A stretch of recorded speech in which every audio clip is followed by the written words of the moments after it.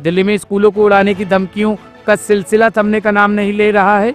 आज सुबह एक बार फिर हड़कंप मच गया जब दिल्ली के 20 से अधिक स्कूलों को बम से उड़ाने की धमकी भरा ईमेल मिला। यह इस सप्ताह का चौथा दिन है जब स्कूलों को इस तरह टारगेट किया गया है। पुलिस तुरंत हरकत में आई और विभिन्न स्कूल परिसरों में तलाशी अभियान शुरू कर दिया गया। दिन के आखिरी तक किसी भी स्कूल से कोई संदिग्ध वस्तु बरामद नहीं हुई, लेकिन बच्चों, अभिभावकों और स्कूल स्टाफ में डर और तनाव का माहौल है। 16th को और आज 18th की सुबह भी हमारे पास इंफॉर्मेशन मिली थी कि ईमेल के थ्रू बॉम्ब थ्रेट्स रिसीव हुए हैं। 16th को एक स्कूल के अंदर आया था और आज 2 स्कूलों के अंदर हमारे डिस्ट्रिक्ट में ऐसा हुआ था, साउथ वेस्ट डिस्ट्रिक्ट में, जहाँ पे बॉम्ब थ्रेट रिसीव हुआ था।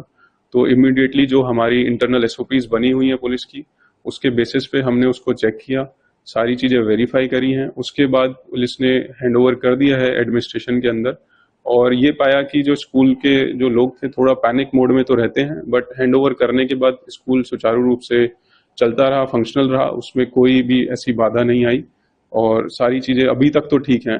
तो जो भी ऐसी पैनिक की चीज है, मैं यही रिक्वेस्ट करूंगा स्कूल एडमिनिस्ट्रेशन से और जो स्कूल के पेरेंट्स हैं कि जैसे भी आपको अगर जो ऐसी कोई इन्फॉर्मेशन मिलती है, इमीडिएटली पुलिस को इन्फॉर्म करें। हम अपने जो भी इंटरनल एसओपीज हैं उनके बेसिस पे सारी चीजें वेरीफाई करेंगे और अननेसेसरी पैनिक ना हो, उसके लिए भी हम सबसे एक बार रिक्वेस्ट करते हैं इस चीज की। अब 16 तारीख को भी स्कूल पे गए थे जब कॉल हुई थी, क्या देखे सर, क्या कुछ है? जो 16 तारीख की कॉल थी वो अर्ली मॉर्निंग की कॉल थी। उस टाइम बहुत ही कम स्टाफ अवेलेबल था। हमने सब लोगों को बाहर निकाला और जो हमारा अपना एसओपी था उसके थ्रू हमने वर्कआउट किया, टेक्निकली सारी चीजें चेक करी, वेरीफाई करी।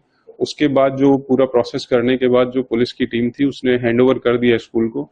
बट उस दिन क्योंकि जो एडमिनिस्ट्रेशन था उसने ऑलरेडी, उनके पास एक इन्फॉर्मेशन थी, तो उन्होंने स्कूल की छुट्टी डिक्लेयर कर दी थी, हॉलीडे डिक्लेयर कर दिया था। तो मोस्टली पेरेंट्स वापस चले गए थे, तो ज्यादा भीड़ नहीं हो पाई थी, बच्चे नहीं आए थे उस दिन।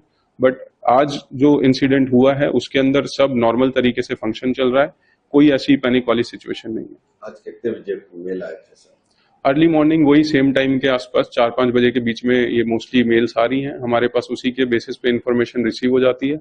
और यही रिक्वेस्ट है जितने भी सारे स्कूल्स हैं उनके एडमिनिस्ट्रेशन हैं कि कहीं भी ऐसा कुछ होता है तो इमीडिएटली 112 पे कॉल करें या फिर जो नियर बाय पुलिस स्टेशन है उसको इन्फॉर्म कर दें। आप पर बोला हमला।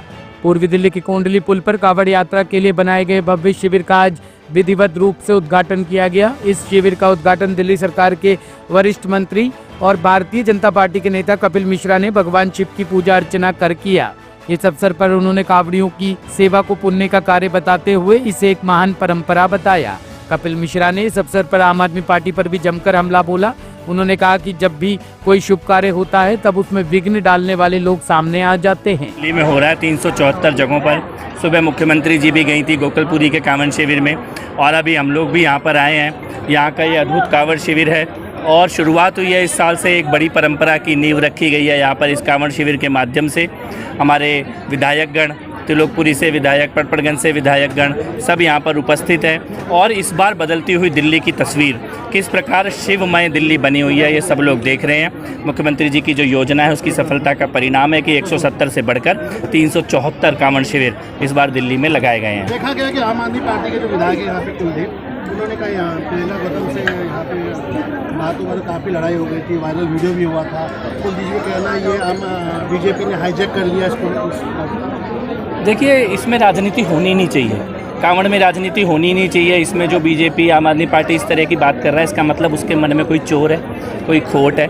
और देखो, कोई भी पवित्र काम होता है तो उसमें कोई ना कोई राक्षस विघ्न डालने के लिए आते हैं। ये एक पवित्र काम है कांवड़ शिविर का, उसमें आम आदमी पार्टी ने विघ्न डालने की कोशिश की, पर भोलेनाथ की कृपा से विघ्न करने वालों को मुँह की खानी पड़ी और शिविर और भोलेनाथ की सेवा यहाँ पे जोर शोर से जारी है।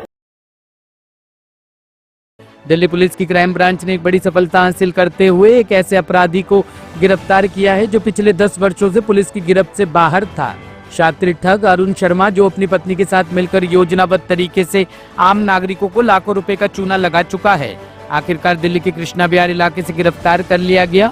वर्ष 2014 से फरार चल रहे इस आरोपी को 2015 में कोर्ट ने घोषित अपराधी यानी कि प्रोक्लेम्ड ऑफेंडर घोषित कर दिया था। हैरानी की बात यह है कि उसकी पत्नी, जो उसकी आपराधिक साजिशों में बराबर की साझेदार थी, अब तक फरार है। दिल्ली पुलिस की उत्तरी रेंज 1 की क्राइम ब्रांच टीम ने इंस्पेक्टर अजय शर्मा के नेतृत्व और एसीपी अशोक शर्मा की निगरानी में इस गिरफ्तारी को अंजाम दिया। आरोपी की तलाश में पुलिस ने तकनीकी निगरानी और मैनुअल इंटेलिजेंस का सहारा लिया। अंततः उसे दिल्ली के कृष्णानगर बिहार क्षेत्र से गिरफ्तार कर लिया गया। डीसीपी हर्ष इंदौरा ने गिरफ्तारी की पुष्टि करते हुए बताया कि आरोपी के खिलाफ पहले से ही थाना KN करजू मार्ग में मामला दर्ज था। ब्यूरो रिपोर्ट, टीम तफ्तीश न्यूज।